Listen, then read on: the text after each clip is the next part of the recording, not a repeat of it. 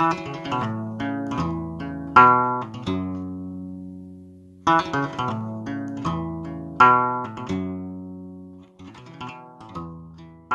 vous invite à partager nos échanges avec Joseph Ngouanié, écrivain, et Paul Dagobert, peintre, sur l'écriture de ce livre. À vous la parole. Merci, cher aimable Kadedima, de nous inviter pour cette interview. Personnellement, c'est une grande fierté en tant que Rwandais. Je pense Paul aussi, parce qu'il aime beaucoup le Rwanda. Alors, notre rencontre s'est faite comment? Un soir, lors d'un événement littéraire, on se rencontre pour la première fois. Paul me dit qu'il aime bien ce que j'écris, donc il a lu quelques-uns de mes romans, mais qu'il aime beaucoup aussi mon pays, le Rwanda, et il me demande si on peut y aller ensemble, faire le tour du pays, lui en peignant, et moi en venant déposer mes émotions sur sa peinture. Et donc évidemment, on est partis ensemble dès que ça a été possible. Et on a commencé à faire le tour du pays.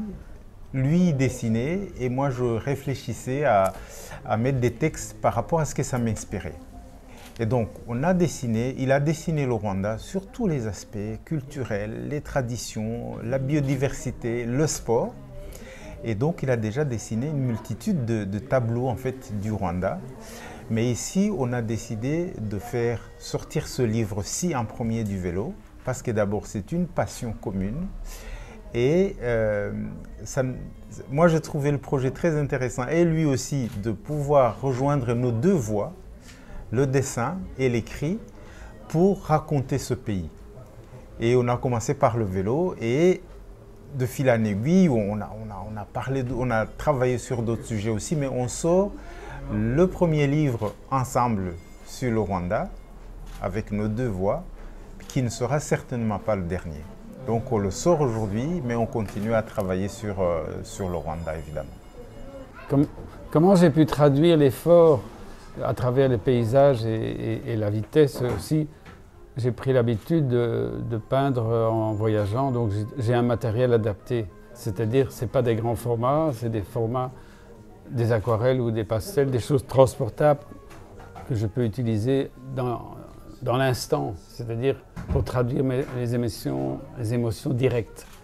Donc il n'y a pas une longue transposition, c'est surtout l'instant, ce que je vis au moment même que je dessine, à cause de la couleur, de la lumière magnifique, et aussi des chocs que je peux avoir en découvrant les paysages qui sont très diversifiés dans le pays, très beaux et changeants suivant les saisons et tout ça. Donc c'est un régal pour un peintre de traverser ces collines et ces paysages, quoi, voilà. Oui, c'est une question très intéressante parce que je travaille en tant qu'infirmier spécialisé en oncologie et je travaille dans un service de greffe de moelle pour les patients qui souffrent des maladies du sang. Et c'est un métier très passionnant parce que c'est le métier que je fais depuis que j'ai l'âge de 19 ans, au Rwanda déjà. Et c'est un métier d'empathie, un métier d'accompagnement. Et c'est un métier tellement prenant que quand j'ai terminé à l'hôpital, il faut que je trouve un moyen d'évacuer les tensions, les émotions que j'ai vécues tout au long de la journée. Soit je fais du sport, soit j'écris. Parce que j'écris des livres depuis une vingtaine d'années. Mais l'écriture, en fait, je me suis rendu compte que je l'ai commencé déjà à l'âge de 5 ans quand je vivais chez ma grand-mère. Parce que tous les soirs, avant de se coucher, chaque personne qui vivait dans la maison devait raconter une histoire. Et le lendemain, il racontait une autre histoire. C'était chaque fois une histoire différente parce que si vous répétiez la même histoire, on vous reprenait. Donc vous deviez recommencer. Donc c'est un exercice en fait que j'ai fait depuis que je suis enfant, mais dont je ne me rendais pas compte. Et donc c'est une façon à moi de vraiment me détendre.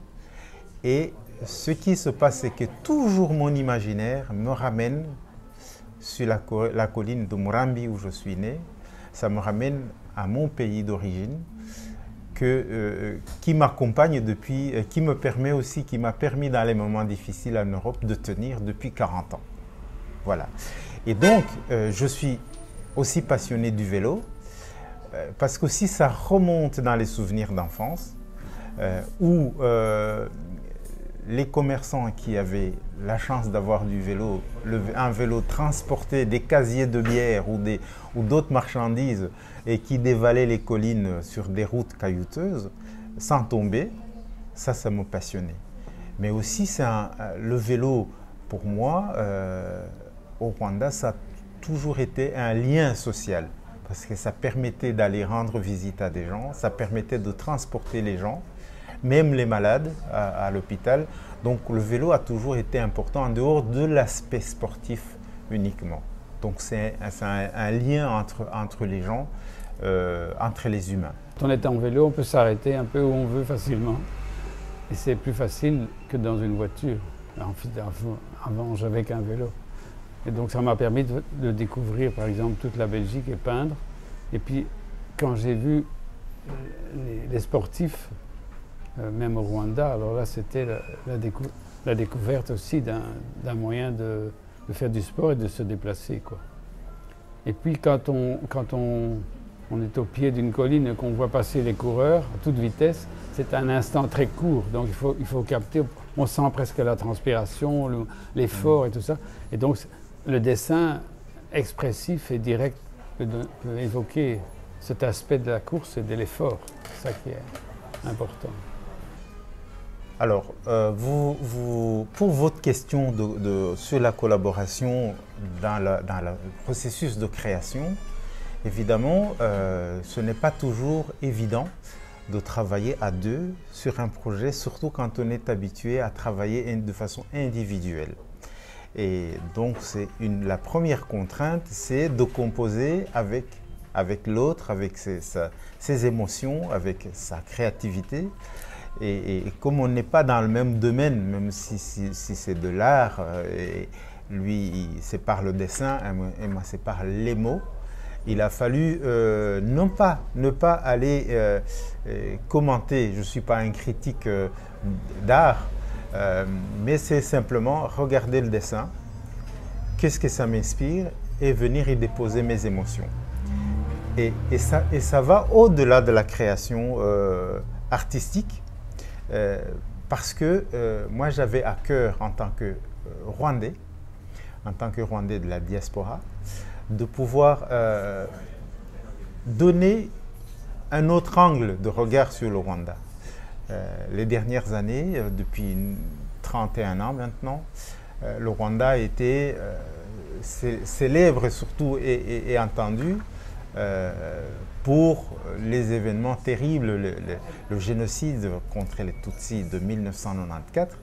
Et moi, j'ai écrit aussi des textes qui abordent le sujet, mais ici, c'était aussi de dire le Rwanda est beau, le Rwanda est sportif, le Rwanda a la résilience, mais aussi à travers le sport. Et donc, c'est un projet qui a été tellement prenant au niveau émotionnel, parce qu'il y avait cet aspect aussi de montrer le Rwanda sous un autre angle. Montrer la beauté du Rwanda, la culture du Rwanda, les traditions du Rwanda, montrer que le vélo allait au-delà du sport, mais aussi est un lien entre les gens, un moyen aussi de résilience du peuple rwandais.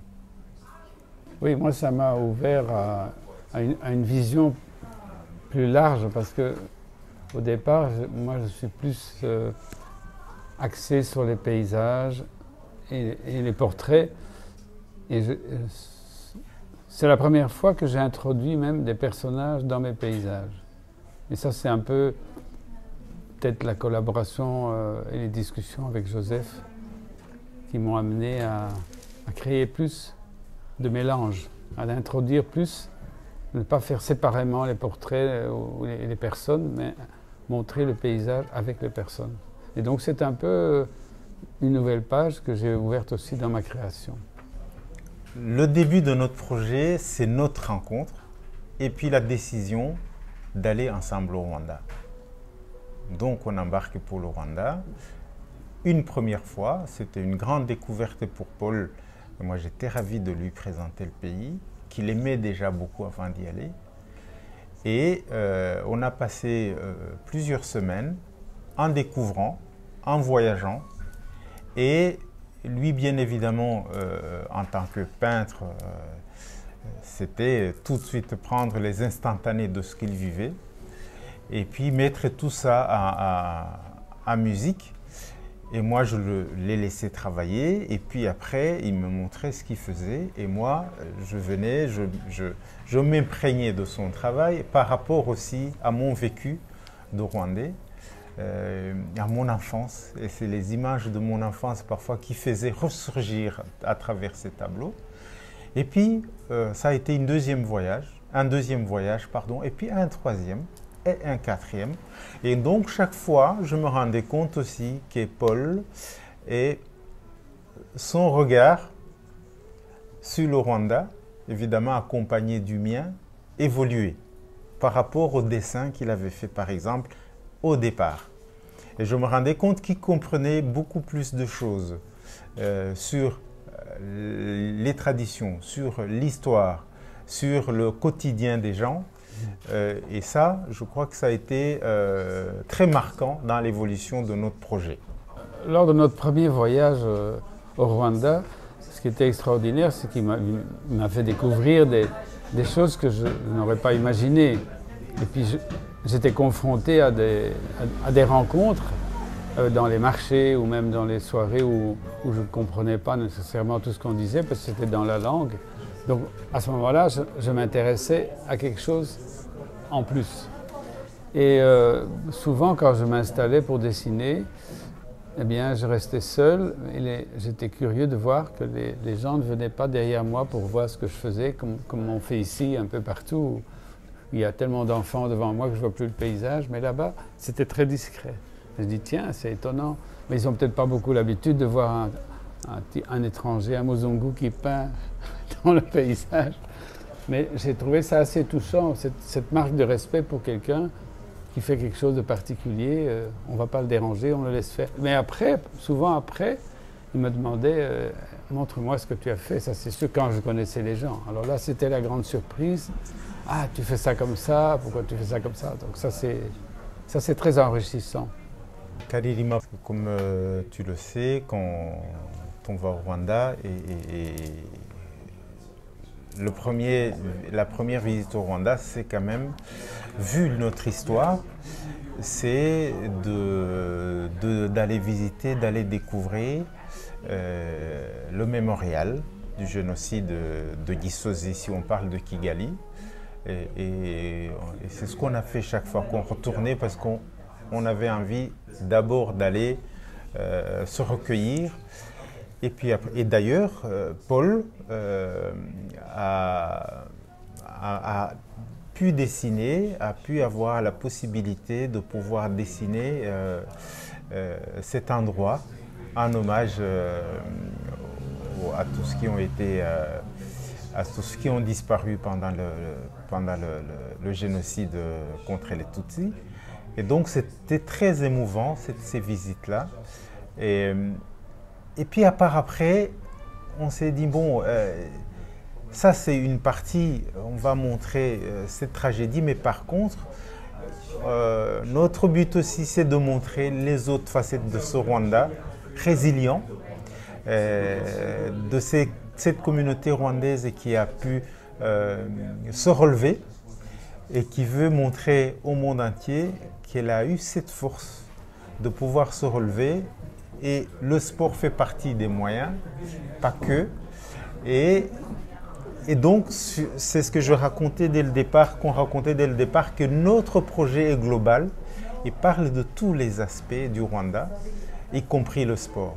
Et c'est pour ça qu'on compte continuer à travailler sur ce projet et faire ressortir aussi, montrer tous les aspects du Rwanda, la beauté, voilà, le lien du sport, parce que le sport est mis très en avant au Rwanda. Et dessiner aussi, travailler sur d'autres sports et d'autres aspects aussi culturels, traditions, etc. Alors, on peut parler aussi de votre voyage et comment vous avez rencontré les cyclistes, amateurs ou professionnels. Mais déjà, quand on les croise en rue, le vélo-taxi, ceux qui transportent tout, mais un des voyages que j'ai fait de Bruxelles à Kigali, l'avion était rempli de tous les coureurs qui allaient pour le Tour du Rwanda. Et donc l'avion, il n'y avait que des cyclistes, des sportifs, même des amateurs, il y avait des professionnels, des soigneurs. Enfin, c'était vraiment... J'étais dans l'avion du vélo, quoi. Voilà. Et bien évidemment, ce que Paul dit, c'est vrai qu'on a rencontré à différents voyages les cyclistes qui viennent du monde entier en fait.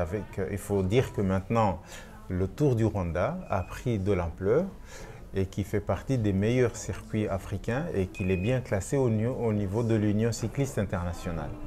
Donc il y a beaucoup de professionnels qui arrivent, mais aussi le but de la promotion du cyclisme au Rwanda, c'est de développer le cyclisme sur place, de former des jeunes à être performants et peut-être être comme dans le futur comme Guirimaï, l'Érythréen qui est africain et qui s'illustre au niveau international. Mais pour travailler vraiment sur le vélo au Rwanda, le milieu du vélo, évidemment, il fallait commencer par rencontrer les acteurs du vélo. Donc on a rencontré les différentes instances, que ce soit ministériel, et que ce soit au niveau de l'Union cycliste du Rwanda, que ce soit au niveau du Tour du Rwanda, que ce soit des gens qui organisent du cyclotourisme au Rwanda. Donc vraiment, on a rencontré tout ce monde-là, des journalistes et sportifs, pour essayer d'avoir le maximum d'informations sur l'histoire de l'évolution du vélo au Rwanda.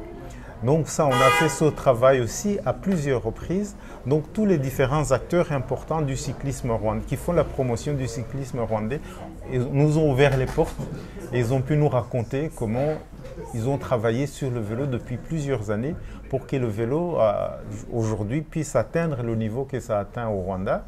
Et ce n'est probablement pas pour rien que le Rwanda maintenant organise cet événement de grande ampleur qui sont les championnats du monde du cyclisme international. Et ce qu'il faut souligner, c'est que c'est le premier pays en Afrique qui organise cet événement.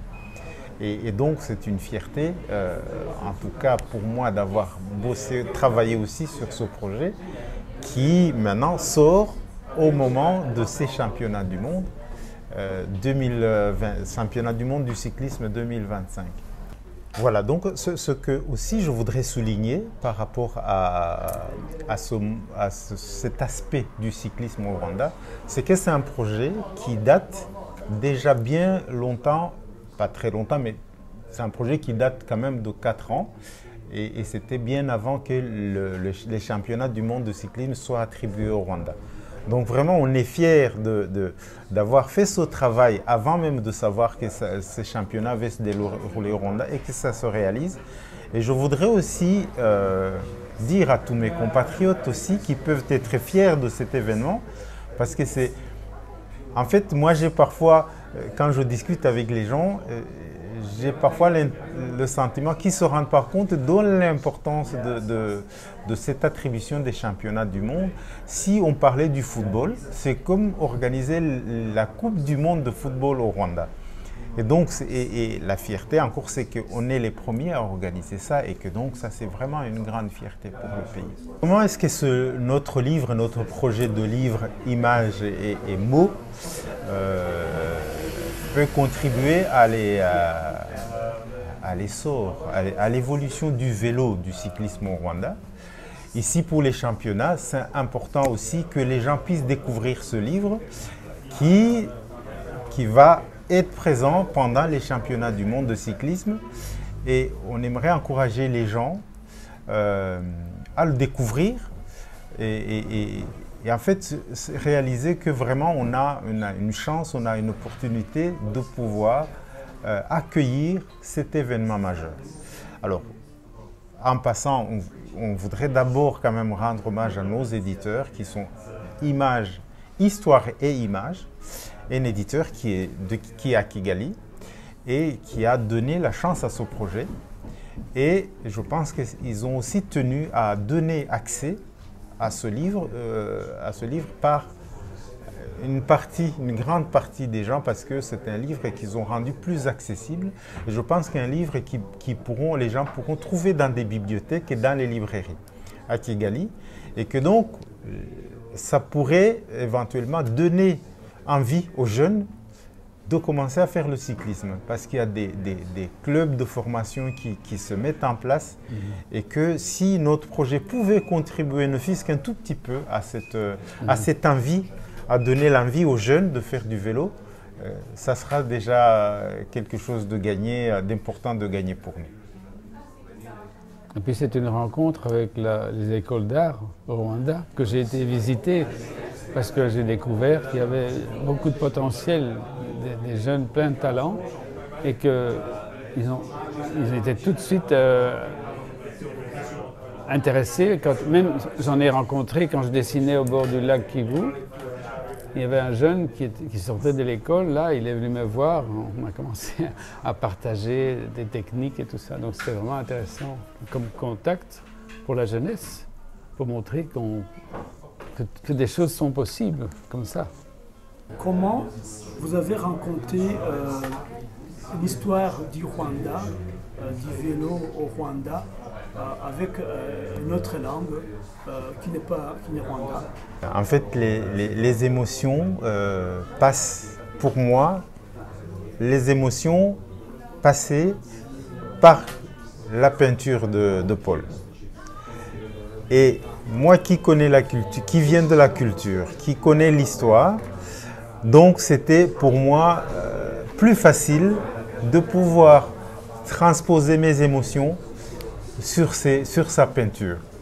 Et lui, qui vivait au contact, parce qu'on vivait ensemble, on partageait tout, on débriefait tout ce qu'on rencontrait, je pense qu'il n'aurait pas pu dessiner de la même manière sans aller au Rwanda. Et tout seul, peut-être sans comprendre la langue, sans connaître la culture, parce qu'à un moment donné, il fallait... on ajoute cet élément-là parce que sinon les gens ne vont pas comprendre. Ou bien on retire cet élément parce que ça, c'est un retour dans ta culture occidentale. Donc il y a eu beaucoup de discussions, de va-et-vient, et parfois des mélanges, et c'est ça qui est la richesse de travailler à deux en fait. Et comme ça se plongeait plus loin qu'aujourd'hui le vélo, le début du vélo que moi j'ai connu enfant là-bas, ça n'a plus rien à voir avec les vélos d'aujourd'hui, des grands sportifs, etc. Donc le vélo existe bien avant les championnats des grands sportifs. Donc c'est à ça aussi qu'on rend hommage de cette pratique-là qui existe depuis un moment et jusqu'aujourd'hui, et que c'est vraiment un projet global qui n'est pas basé sur la pratique sportive de haut niveau, mais aussi sur la pratique au quotidien des gens qui transpirent, qui suent tous les jours en transportant des choses à les vendre au marché, en transportant les passagers, et qui prend racine sur les collines du Rwanda et pas dans les villes uniquement. Voilà.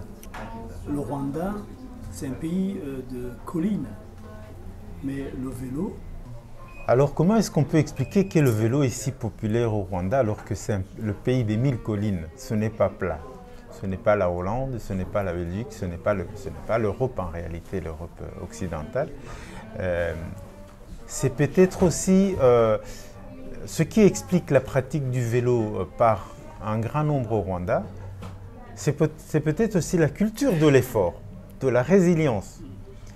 Comment monter les collines tous les jours, parfois avec des tonnages incroyables sur le vélo, il faut vraiment le voir pour le croire. et qu'à un moment donné, c'est même impossible de pouvoir pédaler et qu'il faut s'y prendre à 2, à 3 parfois, ou même seul, avec une force extraordinaire et pousser jusqu'au sommet de la colline. Donc, peut-être parce que les gens n'ont pas de comparaison, mais que les gens, voilà, c'est comme ça que le pays est configuré, il faut faire ce qu'il faut faire. C'est la même chose que la marche. Et d'ailleurs, moi je suis convaincu qu'avec, si les gens en étaient vraiment conscients, on donnerait des champions au monde hein, pour grimper, parce que les gens grimpent avec des vélos qui n'ont pas de vitesse et sur des pentes, des dénivelés incroyables. Donc, c'est peut-être une leçon. On doit apprendre qu'on a des capacités peut-être insoupçonnées et peut-être inciter vraiment des jeunes à la pratique du vélo comme à la pratique de la course, des longs trajets, des marathons, des semi-marathons. Je pense qu'on donnerait des champions si vraiment on y mettait la volonté et les moyens et qu'on était conscient qu'on était capable de le faire. Donc j'encourage les responsables à mettre les jeunes au vélo et je suis sûr qu'on aura des grands grimpeurs. Dans les prochains jours, on retourne au Rwanda avec évidemment le livre pour le présenter là-bas, mais aussi je vais monter une exposition à l'Institut français avec une grande partie des originaux du livre. Parce que c'est important qu'on puisse voir, découvrir les dessins originaux qui ne sont pas imprimés, parce qu'il y a toujours deux aspects. Donc ça c'est intéressant, et on aura aussi sur le parcours de l'arrivée, il y aura un stand où on présentera le livre aussi avec quelques dessins. Voilà. Donc on sera présent pour exprimer, raconter ou échanger avec qui veut. Oui, ici pendant le championnat du monde, nous là, on sera là. Donc il y aura cette exposition des planches originales du livre qui se passera à l'Institut français du 18 septembre jusqu'au 6 octobre. Et parallèlement, pendant les championnats du monde, toute la semaine des championnats du monde, à l'arrivée, nous aurons notre stand. On pourra accueillir les gens, on pourra dédicacer le livre à tous ceux qui voudront la voir. Et donc, on va passer, je pense, des moments aussi sportifs et humaines de rencontres là-bas. Mais entre-temps aussi, je pense que dans le livre, ce qu'on n'a pas encore raconté, c'est que dans le livre, on rend hommage au cyclisme du Rwanda parce qu'on a beaucoup de coureurs cyclistes depuis l'avènement du Tour du Rwanda qui ont gagné le Tour du Rwanda plusieurs fois et qui ont gagné aussi d'autres courses au niveau international africain notamment et qui ont été aux Jeux Olympiques aussi. Et la liste est longue et les gens, ces noms sont dans le livre et au pays ils sont connus, les gens les connaissent, mais on en parle aussi dans le livre pour rendre hommage au cyclisme rwandais. Moi je pense que le message qu'on voudrait donner à la fin de notre interview, c'est que le sport c'est un lien entre les peuples. La preuve en est qu'ici on va avoir le monde entier en même temps, dans la même ville pour célébrer le sport. Et ici, en ce qui nous concerne, c'est le vélo. C'est important. Et c'est pour ça qu'on aimerait encourager des jeunes vraiment des Rwandais, parce que c'est des moments d'émotion importants quand on a un champion, à s'entraîner pour devenir des futurs champions, pourquoi pas. Et on ne terminerait pas évidemment sans remercier les autorités sportives du Rwanda, le ministère des Sports, et de nous avoir accueilli notre projet et qu'il soutient. Et ce n'est pas pour rien qu'on sera à l'arrivée des joueurs, des cyclistes à Convention tous les jours pour échanger avec les gens, pour faire découvrir ce livre et pour votre stand pour motiver les jeunes à faire du sport au Rwanda, à la rencontre de toutes ces stars internationales qui vont arriver au Rwanda. C'est rare de les avoir tous en même temps, parce que c'est des équipes nationales. Et puis, On voudrait aussi remercier l'Institut français qui va mettre en l'honneur le travail de Paul accompagné de mes textes pendant plusieurs semaines et qu'on peut visiter aux heures d'ouverture de l'Institut qui sont connus, qu'on peut consulter, je pense, à tout moment sur leur site. Et je pense que ça va être un moment génial. En attendant qu'on développe d'autres aspects du Rwanda. On a beaucoup de dessins de Paul en magasin. Il a dessiné la biodiversité, les animaux, les oiseaux. Il a beaucoup dessiné la vie quotidienne des Rwandais, au quotidien, des gens simples jusqu'au cadre important. Et tous les gens qui... Voilà, remercier vraiment vivement tous les gens qui nous ont soutenus, aussi bien des personnes rencontrées, des personnes anonymes qui nous ont aidés dans la réalisation de ce projet.